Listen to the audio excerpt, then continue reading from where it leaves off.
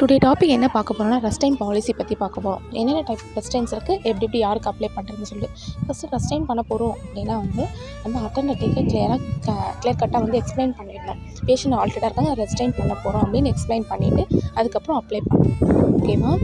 அதுக்கப்புறம் next concern sign வாங்கணும். Concern இல்லாமல் நம்ம ரெஸ்டைன் பண்ணக்கூடாது பேஷண்ட்டை. Concern validity 24 hours.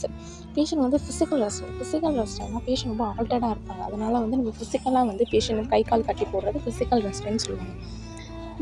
கெமிக்கல் ரெஸ்டைனா பேஷண்ட்டுக்கு செடேஷன் போயிட்டுருக்கும். செடேஷன் போயிட்டுருக்கும்போது நம்ம அப்போ டாக்குமெண்ட் என்ன பண்ணால் செடேஷன் ஸ்கோர்ஸ் மென்ஷன் பண்ணிக்கணும். என்விரான்மெண்டல் ரெஸ்டைன் அப்படின்னு பார்த்தீங்கன்னா பேஷண்ட் சைக்காட்ரிக் பேஷண்ட்டுக்கு தான் இது அப்ளிகபிள் பண்ணுவாங்க. ஓகேவா?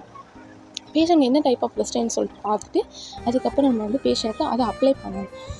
ரெஸ்டைன் அப்ளை பண்ணதுக்கப்புறம் பேஷண்ட் 2 hours ஒன்ஸ் என்ன பண்ணணும், டாக்குமெண்ட் பண்ணணும். நம்ம ரெஸ்டைன் பண்ண இடத்துல எதாவது ரேஷஸ் மாதிரி இருக்கா, பேஷண்ட் ரெஸ்டைன் பண்ணியிருக்காங்க ஃபீவர்